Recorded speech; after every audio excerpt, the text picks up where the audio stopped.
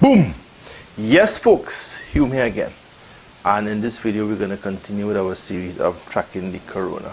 Alright, before we do anything else in this video, we want to take a couple moments to acknowledge the reality that we have now had our first fatality in this thing, and we want to send our condolences to the family and the friends and the loved ones of the person who died.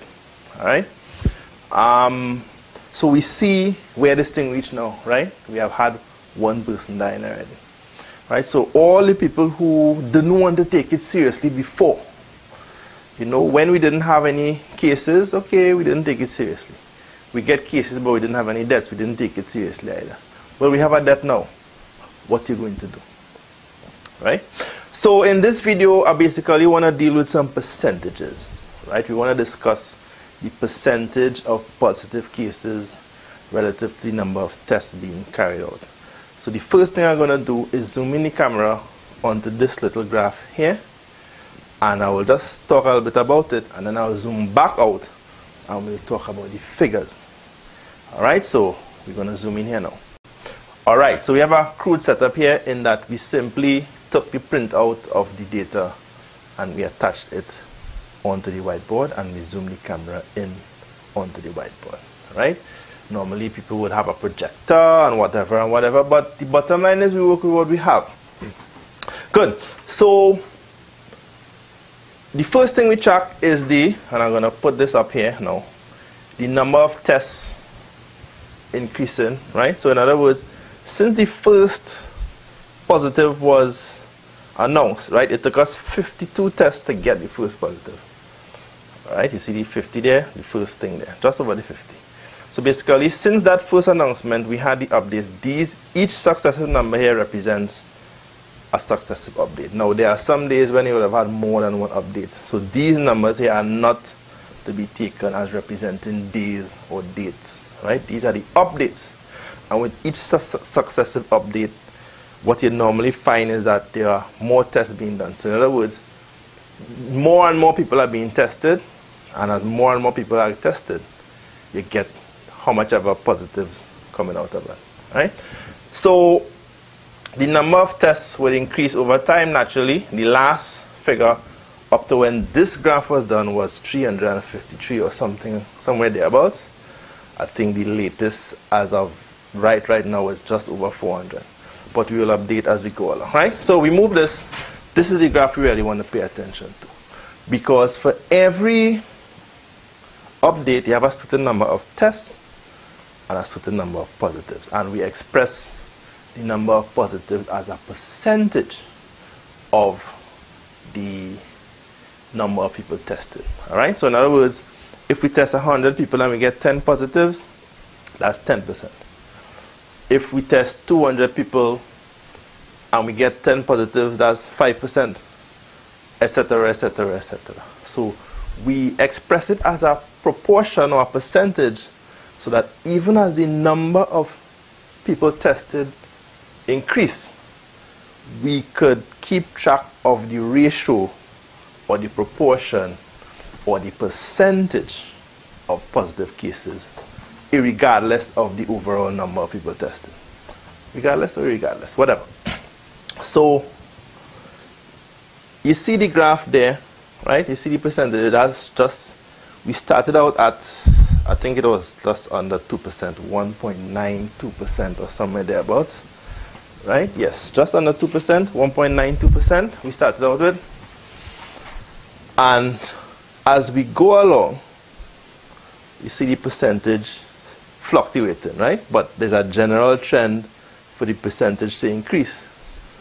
And then you see a steep drop off here from just under 6% to somewhere between 3 and 4%. And then here now it kind of stabilized here, and now we see it start to tick back up again. Alright?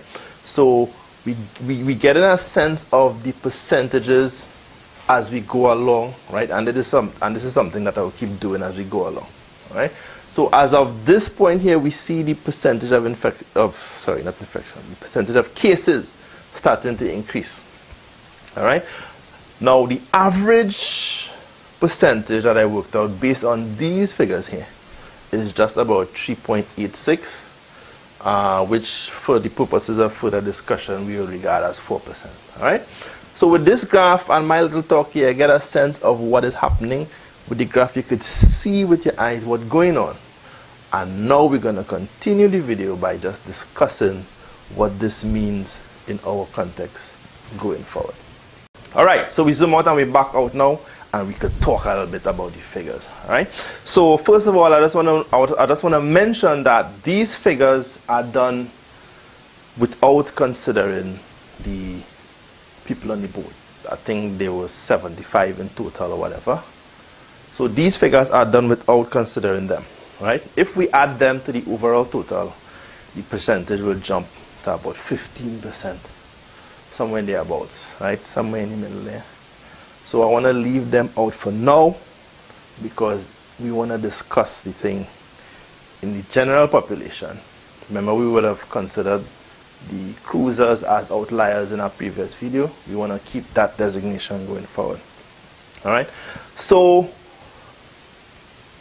we have a graph of the percentages, right? You see it start, it go up and then come back down and then looking to start going back up again, right? The average percentage so far is just under 4%. So let me say 4%, right? What does that mean going forward? So far, the numbers seem to be small because the number of people tested is small. But if you have been following the developments, you realize that the number of people being tested is increasing all the time. Just today in the news conference, the Minister of Health was saying that they want to order 15,000 test kits from China. Right? So that is a number we're going to use in our discussion. Right? Because 4% of 100 is 4, 4% of 200 is 8, 4% of 400 is 16, right? I think we kind of somewhere around there, right? 16 something. 4% of 700 is 28. 4% of 1,000 is 40, right? So if we stay at, let us assume for the sake of simple argument that we stay at 4%, more or less as an average, right? Some days it will be a little higher, some days it will be a little lower. But let me say 4% just to simplify the discussion. It means that by the time we get to testing 1,000 people, we would have had 40 positives, 40. Right? Now you see why I'm considering the boat as outliers, because based on the present circumstances, it would take us about 1,000 tests to get to 40 positives. Right? They had 68 people coming home from the boat, and 40 of them test positive at the first instance. And we have had a few more positives since then. All right? As it is with everybody else, we wishing the whole crew a recovery, the whole group of people from the boat, we wishing everybody a speedy recovery. So in not considering them, we're not getting into any kind of emotional discussion here. We're just simply looking at the raw figures and we're taking them out so that we could consider everybody else, and then of course we could use that disparity to drive home the point to the general population that, hey, we had to be serious with this thing. Right, so back to what we're talking about now. So if we stay at 4%, right, let us assume for the sake of argument that we stay at 4% when those 15,000 test kits are used, right? So let us say the 15,000 test kits come in and we test 15,000 people based on whatever reports we get in the population. 4% of 15,000 is 600, right? Now, at 600 positives, you understand what that means for a small country like Trinidad and Tobago, right? Just about 1.4 million people, right? And of course, if by the time we test 15,000 people, we go anything outside of 4%, meaning up 5, 6, 7, 8, 9%. Let me say 10% just to be drastic. 10% of 15,000 is 1,500. We really want that? We don't want that. We don't want that. All right? And this is why we going through this little period now where the authorities have to take so many drastic measures. Because if nothing is done, that is exactly where we will end up. And we might actually end up worse than that. It might be so bad, in fact, that we don't have enough test kits to test everybody, right? And then the hospital system gets overwhelmed, etc., etc., etc. So yes, the measures, drastic and draconian as they may be, uncomfortable as they may be, are necessary. And it is my hope in doing these videos that as the numbers are broken down, you get a clearer sense of exactly what we're dealing with. This is not about feelings, this is not about emotions, this is not about what you like and what you don't like.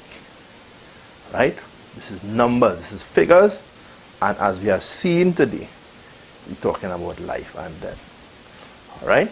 So, I just want to use this video again, apart and aside from the educational value in terms of, again, if I could repeat myself, demonstrating to people the relevance of maths. Just in this little video alone, we dealt with a few concepts. We dealt with the concept of ratio, we dealt with the concept of proportion, we dealt with the concept of percentages, right? All of these things are situated in the very first question of a CSEC maths exam. And of course, for the statistics people, we talk about mean, we talk about average, right? And there are so many other concepts that we could use. There are so many other mathematical models we could employ in something like this. But we're looking to keep things simple so that everybody could get an understanding and a clear sense of what's going on. All right? So as of tonight, the 26th of March, using figures that I would have gathered from all the Ministry of Health updates up to the 25th of March, which is yesterday, the average percentage of people tested turning up positive would be just about 4%. All right? If we add the people from the cruise, that number would jump to about 15% thereabouts. So that little gap between 4% and 15%, the general population, if we play the fool and we get slapped, that little 4% will start to rise. 7, 8, 9, 10, 11 going up the road. Alright? So let us be serious. Let us take this thing as seriously as it deserves to be taken. Take all the relevant precautions. Self-quarantine. What is this? Something. SIQ. Isolate, quarantine.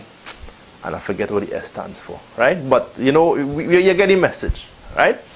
Take all the relevant precautions. Do what you have to do. And don't do what you don't have to do. Alright? So look out for the next video in this series as we keep this thing going. And take care of yourself. See you later.